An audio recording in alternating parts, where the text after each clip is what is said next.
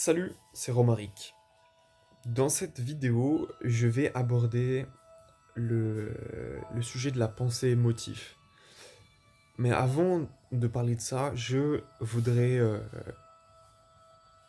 te notifier que dans la description de cette vidéo, je t'ai joint le lien vers mon site internet, sur lequel j'ai notamment mis en ligne aujourd'hui les, les scans, de feuilles que j'ai rédigées, sur lesquelles j'ai écrit il y a plus d'un an et qui traitent de motifs et de toute une cosmogonie derrière qui sert à illustrer les abstractions que j'ai voulu te transmettre. Ça nous amène donc au sujet de la pensée motive, c'est en fait la capacité pour les humains, peut-être pour en fait la totalité des choses qui pensent, j'en sais rien. C'est la capacité à sortir les choses qui se répètent dans une suite d'événements ou un groupe, un ensemble de choses, de personnes. La pensée motive, c'est vachement bien parce que ça évite de toujours s'arrêter aux détails. Si je voulais te parler d'un arbre, et que je devais dire l'objet avec des racines, un tronc, des branches, et encore je pourrais pas employer ces mots, donc je serais là. Là il y avait du marron, là il y avait aussi du marron, hop, hop. Là ça faisait, voilà, là ça faisait des trucs comme ça, et puis là il y avait des choses vertes. Ça serait très difficile de communiquer. Les mots c'est un motif que on essaie de standardiser dans l'inconscient collectif, en le fixant dans le dictionnaire, en mettant une définition arrêtée de ce mot. Mais la vérité, c'est que dans l'esprit de chaque personne, le motif associé au mot est différent, calqué sur son expérience et euh, en constant renouvellement. Un mot signifie pas la même chose dans la tête de quelqu'un que dans celle d'un autre. Voilà. On peut quand même, grâce au langage et aux mots, on peut quand même passer des concepts.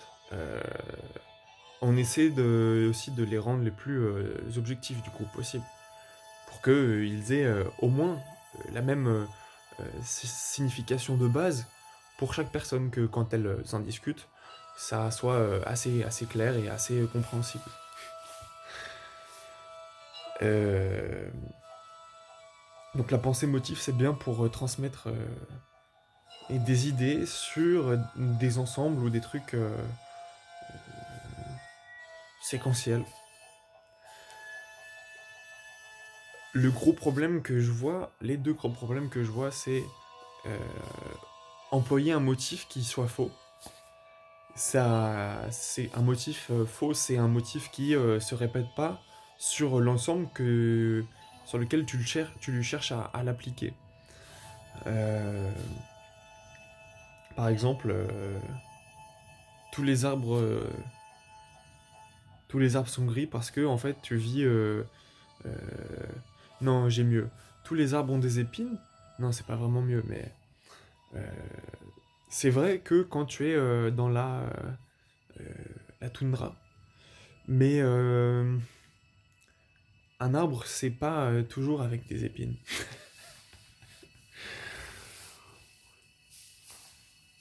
Euh, le deuxième danger de la pensée motif, c'est là. Alors, en fait, c'est plutôt un deuxième abord d'un faux motif. Le premier, c'était plutôt essayer d'appliquer un motif au mauvais ensemble. Donc, il va forcément pas se produire ou s'observer. Mais il y a aussi, et c'est ça le plus gros danger de la pensée motif, c'est de mal dériver ces motifs. C'est en observant un groupe, voilà, et une séquence de choses, on tire des conclusions et, euh, et en fait elles sont même pas juste pour l'ensemble qu'on observe. Bon, tu vois que c'est le même point, mais avec deux visions. Voilà, ça c'est les dangers de la pensée motif, et c'est pour ça que je pense qu'il faut se méfier un petit peu. Voilà, je vais pas m'attarder plus. Je pense que demain je vais, si tout se passe bien, passer les scans de.